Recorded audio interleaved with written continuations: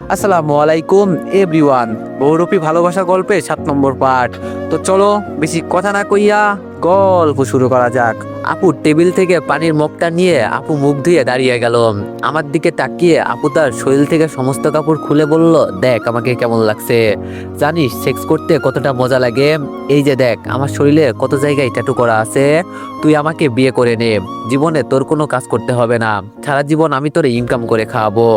আমি বললাম, তোরে বিয়ে করার চেয়ে বাজারের কোনো নষ্ট নারীকে বিয়ে করা অনেক ভালো হবে। তারা আর যাই করুক, তোর মতো পর্নোগ্রাফি ভিডিও তৈরি করে না। ছোট আপু এসে আমার উপর বসে বলল, আমার সাথে সেক্স করবি? তাহলে তোরে ছেড়ে দিব, যা, আমাকে তোর বিয়ে করতে হবে না। আমি আপুকে ঠেলে দূরে দিয়ে বললাম, এখন আমার হাত পা বাঁধা আছে, এজন্য তোরে কিছু বললাম না, নইলে তোরে আমি যে কি করতাম। তবে এটা মনে রাখিস, আমি একদিন তোর মুখে মুতে দিব সত্যি। আমার কথা শুনে আপু দাঁড়িয়ে থেকেই বলল, সে পরে দেখা যাবে, তবে এটা কিন্তু আমিও করতে পারি। তুই আমাকে চ্যালেঞ্জ করলি না, আমি তোরে বলছি আজকে রাতে তোর সাথে আমি এমন কিছু করব তুই ভাবতেও পারবি না। তোরে হাতেও মারবো না, পায়েও মারবো না, শুধু তোর সাথে একটা ভিডিও তৈরি করব, শুধু এই পর্যন্তই। হঠাৎ ভাই থেকে রাসেল ভাই আওয়াজ করে বলল, কি রে তোর হলো কি? দরজা খুলে দিব এখন? রাসেল ভাইয়ের কথা শুনে ছোট আপু কাপড় পরতে পরতে বলল, ভিতরে চলে আয় ভাইয়া। রাসেল ভাই দরজা খুলে ভিতরে চলে আসলো। ছোট আপু আমার কাছে এসে আমার ঠোঁটে ওর ঠোঁট লাগিয়ে দিল। আমি শুধু চুপচাপ দাঁড়িয়ে আছি। কিছুক্ষণ পর আমাকে ছেড়ে আপু বলল, একটা সত্যি কথা কি জানিস, আমি এই গ্রামের সবার সাথে একটা করে ভিডিও বানাবো, তোরেও ছাড়বো না। তবে এর মাঝে তোরে বিয়ে করে তোর সাথে বাসর রাতের ভিডিও বানাবো, একদম লাইভ করব, কি বলিস? যাতে আমরা আরো বেশি ভাইরাল হতে পারি। আমি চোখ গরম করে বললাম, 1 মাসে কি সময় চলে যায়? আরো অনেক সময় থাকে, দেখাই যাবে। ছোট আপু এবার বলল, ভাইয়া ওকে নিয়ে ওটার সাথে বেঁধে রাখ রাত পর্যন্ত, ওর সাথে আমার কিছু হিসাব নিকাশ বাকি আছে। রাসেল ইশারা করতেই একটা ছেলে এসে আমার হাত বেঁধে দিল। রাসেল আমাকে ধরে গাড়িতে তুলে আমার পাশেও বসে বলল, কি বললাম আমার বোন তোরে? আমি দাঁত কেলিয়ে হেসে বললাম, তোর বোন বলছে আমি যেন ওকে রাস্তায় ফেলে সবার সামনে ধর্ষণ করি। আমার কথা শুনে রাসেল গাড়ির ভিতরেই আমাকে মারতে লাগলো। মারতে মারতে বলছে, শালা তুই আমার বোনের নামে খারাপ কথা বলিস? তোর এত বড় সাহস কিভাবে হয় আমার বোনের নামে খারাপ কথা বলার? আমি হাসতে হাসতে আপুর বলা পর্ন সাইটের নাম বললাম, ওখানে ঢুকে দেখ। তবে একটা কাজ করবি, মাঝে মাঝে তো পর্ন ভিডিও তুইও দেখিস, এখন থেকে তুই তোর বোনের পর্ন ভিডিও দেখবি। তোর বোন আবার পর্ন ভিডিও ভালো তৈরি করে। আমার কথা শুনে রাসেল চুপ হয়ে গেল। ওর চোখে মুখে আবার কেমন যেন একটা টেনশনের চিহ্ন দেখা যাচ্ছে। গাড়ির ভিতরে হঠাৎ রাসেল আমার হাত ধরে বলল, তোরে আমি আমার সবকিছু লিখে দিব, আমার যত জমি আছে সব আমি তোর নামে লিখে দিব, তাও তুই আমার বোনকে বিয়ে কর। আমি বললাম, ভালো একটা কথা বললি, এখন আমি যদি তোরে বলি আমি তোরে 5 কোটি টাকা দিব, বিনিময়ে তুই পর্ন স্টারকে বিয়ে করবি, করতে পারবি কি? এই ধর বিখ্যাত পর্ন স্টার মিয়া খলিফা, তুই তাকে বিয়ে করতে পারবি? রাসেল পিস্তল বের করে আমার মাথায় ধরে বলল, তুই আমার বোনকে ওদের সাথে তুলনা দিস? আমি হাসি দিয়ে বললাম, তোর বোনকে আমি অনেক কিছু বলে এসেছি, সেগুলো আমার ফোন করতে হবে না। এখন আমাকে মারলে তোর বোন তো রাতে আমার সাথে ভিডিও বানাবে, তখন কি হবে? এই কথা বলে আমি হাসতে লাগলাম। হাসতে হাসতে বলছি, কখনো ভাবি নাই আমার পরিবারের মানুষগুলো আমার বিরুদ্ধে দাঁড়াবে। আগে শুনতাম মানুষ বলতো রক্তের সম্পর্ক ছাড়া একমাত্র কেউ আপন হয় না, কিন্তু এখন দেখি তার উল্টো।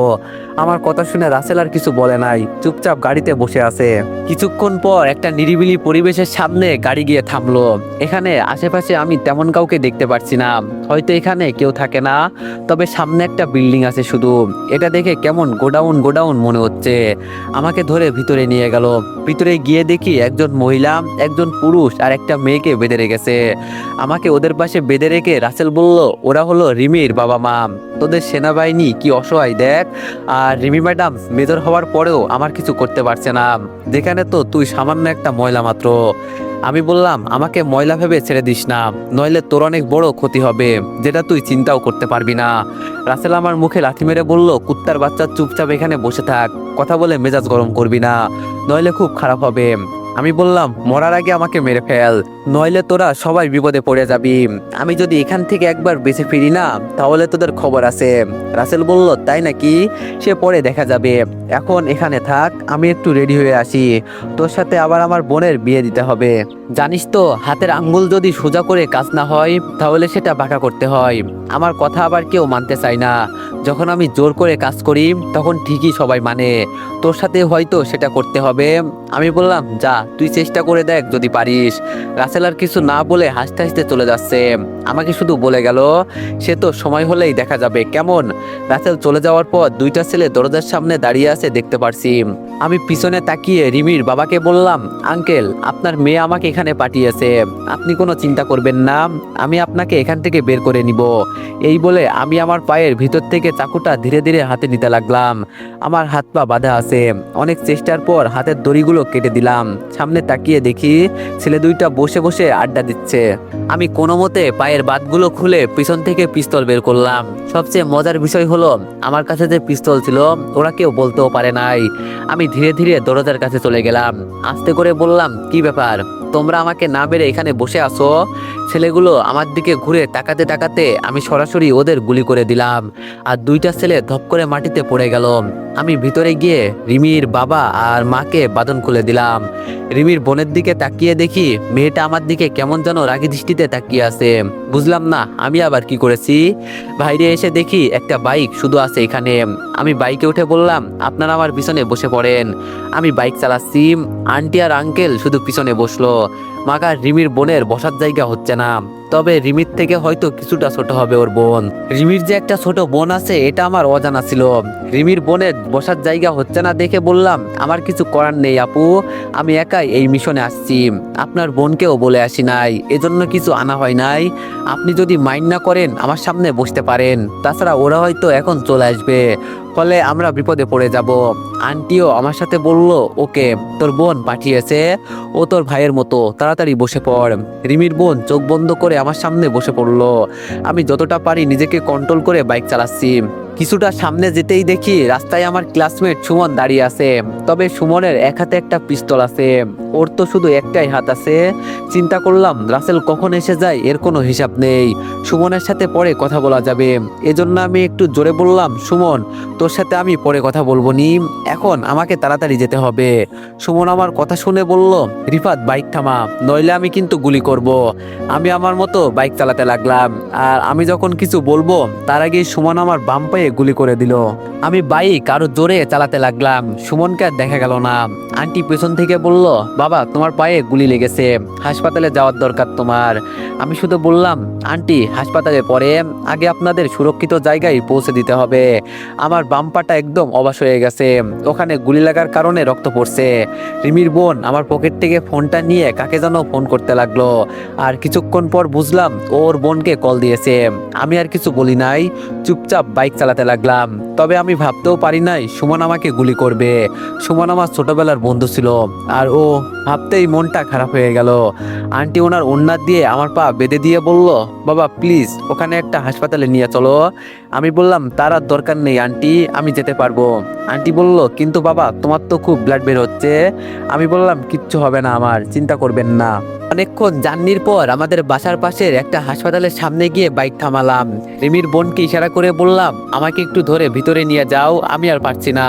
এই কথা বলে আমি বাইক থেকে নিচে পড়ে গেলাম। রিমির বোন বাইক সাইড করে রেখে আমাকে ভিতরে নিয়ে গেল। ভিতরে যেতেই ডাক্তার বলল, এটা পুলিশ কেস, আমরা এটা দেখতে পারবো না। আমি আমার আইডি কার্ড বের করে বললাম, এটা আমার কার্ড। আমার কার্ড দেখে সবাই রীতিমতো ভয় পেয়ে গেল আর তাড়াতাড়ি আমাকে ভিতরে নিয়ে গেল। ডাক্তাররা সবাই মিলে আমার ট্রিটমেন্ট করতে লাগলো। কিছুক্ষণ পর মাইক্রোর হর্নের শব্দ শুনলাম। আমি বুঝলাম যে রিমি ম্যাডাম এসেছে। কিছুক্ষণ পর ডাক্তার আমাকে বলল, আপনি এখন বিপদমুক্ত, তবে আপনার শরীর থেকে অনেক রক্ত বের হয়ে গেছে, এজন্য আপনার রক্তের দরকার। আপনার পরিচিত কেউ আছে কি? আমি শুধু বললাম, দাঁড়ান আমি দেখছি। কিছুক্ষণ পর রিমি ম্যাডামের আম্মু ভিতরে প্রবেশ করলো। আমি ওনাকে দেখে বললাম, আন্টি আপনি এখনো বাসায় যাননি? আন্টি আমাকে কিছু বলবে তার আগেই একজন নার্স এসে আন্টিকে বলল, আপনি বেডে শুয়ে পড়েন, আমি সব ব্যবস্থা করছি।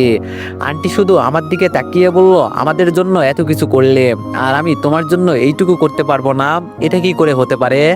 আমি বুঝেছি আন্টি আমাকে রক্ত দিবেন। আমি শুধু একটা মুচকি হাসি দিয়ে বললাম, আপনাকে কি বলে যে ধন্যবাদ দিব আমি বুঝতে পারছি না। এভাবে কিছু সময় চলে যাওয়ার পর একজন ডাক্তার এসে বলল, এখন আপনি একদম পুরোপুরি বিপদমুক্ত। তবে কয়েকদিন একটু ছুটিতে থাকতে হবে, তাহলে আপনার পা তাড়াতাড়ি ভালো হয়ে যাবে। আর আমি এই বিষয়ে আপনার মেজরের সাথে কথা বলেছি। ডাক্তার এই কথা বলে বের হতেই রিমি ম্যাডাম সেনাবাহিনীর পোশাকেই ভিতরে ঢুকলো। আমি রিমি ম্যাডামকে দেখে মাথা নিচু করে বললাম, সরি ম্যাডাম, আমি দাঁড়াতে পারলাম না। রিমি ম্যাডাম কিছু না বলে একটা চেয়ার টেনে আমার পাশে বসে বলল, আমার অর্ডার ছাড়া তোমাকে মিশনে যেতে কে বলেছে? আমি বললাম, আসলে ম্যাডাম হয়েছে কি। এবার রিমি ম্যাডাম চোখ গরম করে আমার দিকে রাগী দৃষ্টিতে তাকিয়ে বলল, আমি কি বলছি এর উত্তর দাও। এখন যদি আমি রিমি ম্যাডামকে কিছু বলি তাহলে উনি কিছুই বুঝবেন না, এজন্য আমি মাথা নিচু করে চুপচাপ শুয়ে আছি। রিমি ম্যাডাম আবার বলল, আমার কথা না শোনার জন্য তোমার চাকরি যেতে পারে। এখন যদি আমি এটা করি। পাশ থেকে রিমি ম্যাডামের আম্মু বলল, মারে এটা করিস না, ও আমাদের বাঁচাতে গিয়েছিল, যা হয়েছে এইসব বাদ দে, ওর কারণে আমরা আজকে বেঁচে ফিরে আসছি। আর তুই কি করলি? মেজর হয়েও তো আমাদের বাঁচাতে পারলি না। রিমি ম্যাডাম আন্টির কথার জবাব দিয়ে আমাকে বলল, এই ছেলে তুই কিভাবে জানিস যে আমার আম্মুকে ওরা তুলে নিয়ে গেছে? আমি বললাম, ম্যাডাম রাসেল আমার চাচাতো ভাই, আমাদের বাড়ি এখানে। রাসেলের বোনকে আমি বিয়ে করি নাই দেখে ও আমার বাবাকে মেরেছে। আমি কোনো একভাবে জানতে পেরেছি যে ও আপনার পরিবারকে অপহরণ করেছে। তাছাড়া ম্যাডাম আমি ছোটবেলায় আপনার পিছনে। রিমি ম্যাডাম আমাকে থামিয়ে বলল, এত কথা তোমার বলতে হবে না, সুস্থ হওয়ার পর আবার চাকরিতে ফিরে আসবা, তবে কোনো প্রকার দেরি চলবে না। আর আমার সাথে বিয়াদবি করার শাস্তি তো তোমাকে পেতেই হবে। রিমি ম্যাডামের আম্মু বলল, তাহলে তুমি কামাল সাহেবের ছেলে? আমি বললাম, জি আন্টি। আন্টি বলল, আচ্ছা এখন তোমরা থাকো কোথায়? আমি আমার বাসার ঠিকানা দিয়ে বললাম, আমাদের বাসায় যাবেন কিন্তু আন্টি। আন্টি রিমি ম্যাডামের দিকে তাকিয়ে বলল, খুব তাড়াতাড়ি আমি তোমাদের বাসায় যাব, চিন্তা করো না। রিমি ম্যাডাম দাঁড়িয়ে ওনার আম্মুকে বলল, আম্মু বাইরে গাড়ি দাঁড় করানো আছে, আমাকে এখন যেতে হবে। আমি ড্রাইভারকে বলে দিব তোমাকে বাসায় দিয়ে আসতে। এখন আমি গেলাম। রিমি ম্যাডাম চলে যাবে। তখন আমি বললাম, ম্যাডাম আমার চাকরি যাবে না তো আবার? রিমি ম্যাডাম আমার দিকে তাকিয়ে বলল, 10 দিন পর কিভাবে চাকরিতে ফিরে আসবা আমি এটা জানি না, যদি না আসো তাহলে তোমার চাকরি শেষ, আমার কিছু করার থাকবে না। এই কথা বলে রিমি ম্যাডাম বাইরে চলে গেল। আমি মনে মনে বললাম, এই মেয়ে কি রে ভাই, একটুও হাসে না, সবসময় কেমন যেন রেগে থাকে। তবে সবচেয়ে বেশি কষ্ট পেয়েছি রিমি ম্যাডাম আমাকে চিনতে পারে নাই। আমি ওনাকে আমার পরিচয় দেওয়ার পরেও আমাকে চিনতে পারলো না, ভাবতেই মনটা খারাপ হয়ে গেল। আন্টি বলল, কি চিন্তা করো বাবা? আন্টির কথা শুনে বললাম, কিছু না আন্টি। আন্টি আমার মাথায় হাত দিয়ে বলল, আমার মেয়ের কথাই তুমি কিছু মনে করো না, ও সবসময় এমনই থাকে, এই একটু রাগী আর কি, তবে ওর মনটা অনেক ভালো। আমি বললাম, আঙ্কেল কোথায় আন্টি? আন্টি বলল, তোমার আঙ্কেল হয়তো রিমির বোনকে নিয়ে বাসায় চলে গেছে, আসো আমি তোমায় বাসায় পৌঁছে দিয়ে আসি। আমি বললাম, না আন্টি, তার আর দরকার নেই, কিছুক্ষণ পর আমি নিজেই একাই চলে যাব, আমি আমার বোনকে বলছি এখানে আসতে। আন্টি এবার আমার পাশে বসে আমার দিকে তাকিয়ে বলল, আমি যদি তোমার কাছে কিছু চাই তাহলে আমাকে কি তুমি ফিরিয়ে দিবে? আমি বললাম, কি যে বলেন না আন্টি, আপনি আপনি আমাদের মেজরের আম্মু, আপনি কিছু বলবেন আমি আবার কিভাবে ফিরিয়ে দিব বলেন? আমার কথা শুনে আন্টি একটা হাসি দিয়ে বলল, খুব শীঘ্রই আমি তোমাদের বাসায় যাব, তবে আমার মেয়ের কথাই কিছু মনে করো না, ও একটু এমন টাইপের মানুষ। আমি বললাম, আরে না আন্টি, আপনি কি যে বলেন, তবে আপনাকে আমার এখন ম্যাডাম ডাকতে হবে, কারণ আপনি আমাদের বড় ম্যামের আম্মু। আন্টি বলল, এইসব কখনো ডাকবে না, যেটা ডাকো ওইটাই ভালো, তবে আমি তোমাকে ছোটবেলায় অনেক জায়গায় দেখেছি মনে হচ্ছে, কিন্তু কোথাও যে দেখেছি এটাই মনে করতে পারছি না। আমি একটা মুচকি হাসি দিয়ে বললাম, আমি যে রিমি ম্যাডামের পিছনে ঘুরতাম তা আন্টি মনে করতে পারছে, কিন্তু আমাদের রিমি ম্যাডামের কি এইসব মনে হচ্ছে না, নাকি তিনি বুঝেও না বোঝার ভান করছেন? এর মাঝে আন্টি বিদায় নিয়ে চলে গেল। আমি ফোনটা বের করে মাইকে কল দিয়ে বললাম, রিয়াকে নিয়ে আমাদের পাশের হাসপাতালে চলে আয়, এই বলে ফোনটা কেটে দিলাম। এবার মাথায় 2 হাত ধরে চোখ বন্ধ করে চিন্তা করতে লাগলাম, সুমন আমাকে কোন কারণে গুলি করলো? ও আমার ছোটবেলার বন্ধু, কিন্তু ও আমাকে গুলি করতে পারলো? আমি জানি সবকিছু এলোমেলো হয়ে যেতে পারলেও সুমন সবসময় ঠিক থাকবে। আমি কি সব চিন্তা করছি? যেখানে আমার চাচাতো ভাই আমার বাবাকে ছাড়ে নাই, সেখানে আবার আমার কাছের বন্ধু কি? এইসব চিন্তা করতে করতে রিয়া আর মাই হাসপাতালে চলে আসলো। মাই এসে আমাকে জড়িয়ে ধরে বলল, ভাইয়া তোর কি হয়েছে? আমি হাসি দিয়ে বললাম, তেমন কিছু হয় নাই, তবে এই পায়ে শুধু একটা গুলি লেগেছে। চিন্তা করিস না, খুব তাড়াতাড়ি সুস্থ হয়ে যাব। রিয়া আমার দিকে তাকিয়ে বলল, তোরে আমি আগেই বলছিলাম তুই একা যাস না, কিন্তু আমার কথা তো আর শুনলি না। এখন কি বাসায় যাবি? আমি বললাম, এখন বাসায় যাব। আমি মাইকে আর রিয়াকে ধরে কোনো মতে হাসপাতাল থেকে বের হলাম। মাই আর রিয়া আমার দুই পাশে বসলো। হঠাৎ করে রিয়া বলল, রিফাত, আমার বিয়েটা ভেঙে গেছে। আমি রিয়ার দিকে অবাক চোখে তাকিয়ে বললাম, কি বলিস? তোর বিয়ে আবার কিভাবে ভেঙে গেল? রিয়া বলল, বাসায় চল, তারপর তোরে আমি সবকিছু বলছি। গাড়ির ভিতরে রিয়ার সাথে আর তেমন কোনো কথা হয় নাই। বাসায় যাওয়ার পর আম্মু একটু কান্না করছে, তবে আম্মু আমাকে এটাই বলেছে, যে কাজে নিজের জীবন যাওয়ার ঝুঁকি আছে সেই কাজ করতে হবে না, আগে নিজের জীবন তারপর কাজ। রুমে যাওয়ার পর আম্মু আমাকে নিজ হাতে খাইয়ে দিয়ে চলে গেল। একটু পর রিয়া একটা আম খেতে খেতে রুমে ঢুকে বলল, কিরে রিফাত, কি করিস? আমি রিয়ার দিকে তাকিয়ে বললাম, এই তো শুয়ে আছি। রিয়া আমার পাশে বসে বলল, তোর চেহারা আগের থেকে অনেক সুন্দর হয়েছে। আমি বললাম, তাহলে একটা কিস কর। রিয়া আমার দিকে চোখ ঘুরিয়ে বলল, উল্টাপাল্টা কথা বললে একদম তোর মুখে দিব।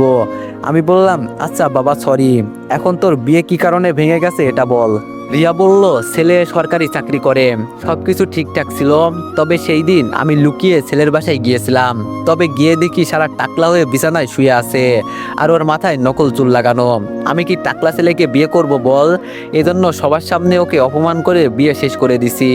আমি বললাম, ছেলে সরকারি চাকরি করে, মাথায় চুল আছে কি নেই সেটা দেখার বিষয় হলো, তোর তো টাকার দরকার। রিয়া বলল, আমি বুঝি টাকাকে বিয়ে করব? টাকা দেখে বিয়ে করলে জীবনেও বাচ্চার মুখ দেখতে হবে না। আমি বললাম, ও মা, আমি আছি কেন? তুই টাকা দেখে বিয়ে কর, বাকিটা আমি দেখব। রিয়া এবার রেগে বলল, তাই না? এই কথা বলে রিয়া আমাকে ইচ্ছামতো মারতে লাগলো। আমি রিয়াকে থামাতে গিয়ে ওকে জড়িয়ে ধরে বললাম, আমাকে ছেড়ে দে। রিয়া আমার কাছ থেকে ছেড়ে ওকে ছাড়িয়ে নিয়ে এক কথায় দাঁড়িয়ে আছে। আমি বুঝেছি ও লজ্জা পেয়েছে। আমি তাড়াতাড়ি ওকে সরি বলে বললাম, বাদ দে না এইসব, তুই আমার ফ্রেন্ড, তোকে আমি জড়িয়ে ধরবো না তো কে ধরবে? রিয়া বলল, আমাকে বিয়ে করবি তুই? আমি বললাম, ধুর রিয়া, মজা করিস না তো তুই। রিয়া বলল, তোর এইসব মজা মনে হয়? আমি রিয়াকে আমার পাশে বসিয়ে বললাম, চিন্তা করিস না, একজন গেছে তো কি হয়েছে, দেশে কি ছেলের অভাব পড়ছে? রিয়া মাথা নিচু করে বলল, আমি কি বলতে চেয়েছি তুই বুঝলি না রিফাত, থাক, তোর বুঝতে হবে না, তুই আমার একটা কাজ করে দিতে পারবি? আমি বললাম, বল কি করতে হবে, তবে আমি চেষ্টা করব। রিয়া বলল, তুই তো জানিস আমি আগে কি কাজ করতাম, এখন আমি চাই আমার কাজগুলো তুই কর, আমি যতটা পারি তোরে সাহায্য করব। তোরে আমি এটাই বলতে চাই, আমার সবকিছুর দায়িত্ব তুই নিবি। আমি কিছুক্ষণ চুপ থেকে বললাম, দেখ রিয়া, আমার নতুন নতুন চাকরি হয়েছে, আমি আবার এইসবের ভিতরে জড়াতে চাই না, তাছাড়া আমি তো সময় পাই না। রিয়া বলল, সময় পেতে হবে না তোর, আমি কিছু লোক রেখে দিব, তুই শুধু ওদের বলবি কিভাবে কি করতে হবে, আর কিচ্ছু না। দেখ, কালকে একটা 3 বছরের বাচ্চাকে মেরেছে, আমি জানি ওরা কে, কিন্তু আমি কিছুই করতে পারছি না, কারণ আমি সবকিছু ছেড়ে চলে আসছি। আমি বললাম, আমাকে একটু সময় দে, আমি চিন্তা করে তোরে সবকিছু জানাবো। রিয়া আমার ঠোঁটে কিস করে বলল, তুই আমার বন্ধু, এটা কোনো বিষয় না। আমি আবার চোখ গরম করে ওর দিকে তাকিয়ে বললাম, তুই কিছু করলে এটা কোনো বিষয় না, আর আমি কিছু করলে এটা উল্টাপাল্টা হয়ে যায়।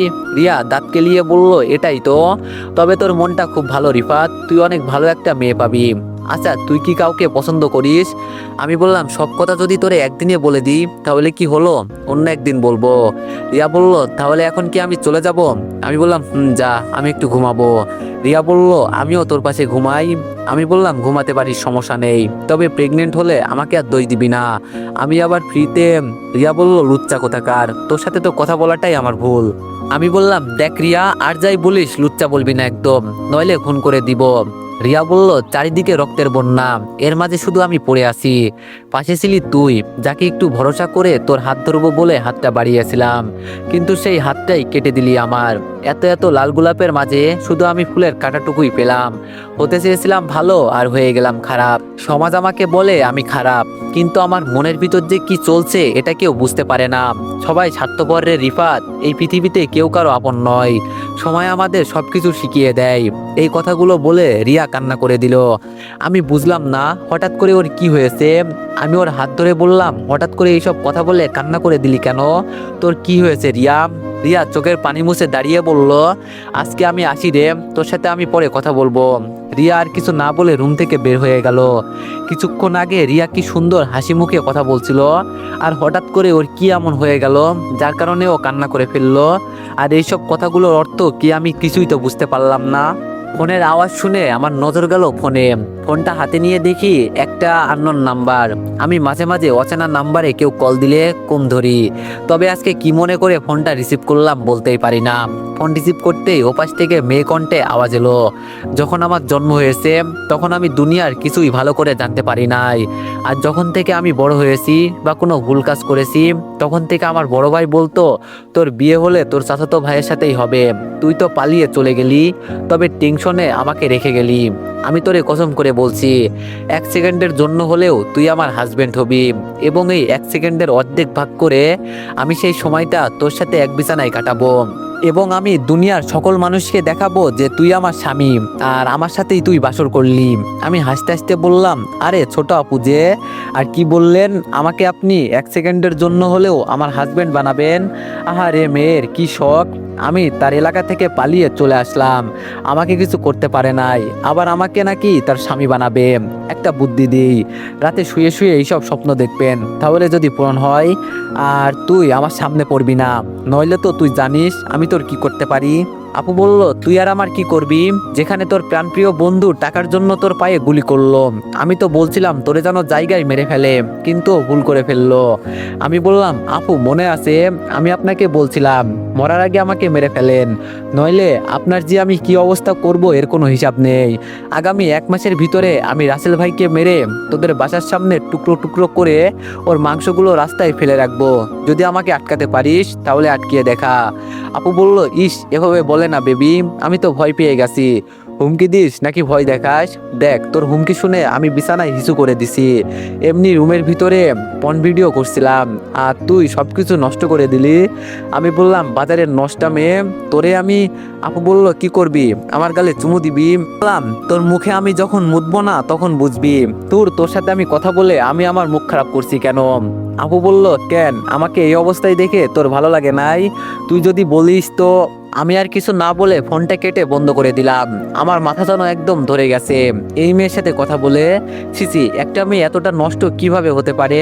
সামনে থাকা দেয়ালে আঘাত করে নিজের রাগ কম করতে কন্ট্রোল করতে লাগলাম। এরে এরে আমার বোন বলতেও লজ্জা করে। ওর মুখে থুতু দিয়ে আমি বেশ ভালোই করেছি। মাইকে ডাক দিতেই মাই ভিতরে আসলো। আমি ওকে বললাম, আমার মাথায় একটু পানি দে, আমার মাথা গরম হয়ে গেছে। মাই আমার মাথায় পানি দিয়ে চুপচাপ বাইরে চলে গেল। এখন রাগ কিছুটা হলেও কন্ট্রোল হয়েছে। রাতে খাবার খেয়ে সবকিছু ভুলে ঘুমিয়ে গেলাম। সকালে দরজায়। তো এভরিওয়ান, নেক্সট পার্টের জন্য সবাই একটু বেশি বেশি লাইক আর কমেন্ট করে দিও। ধন্যবাদ।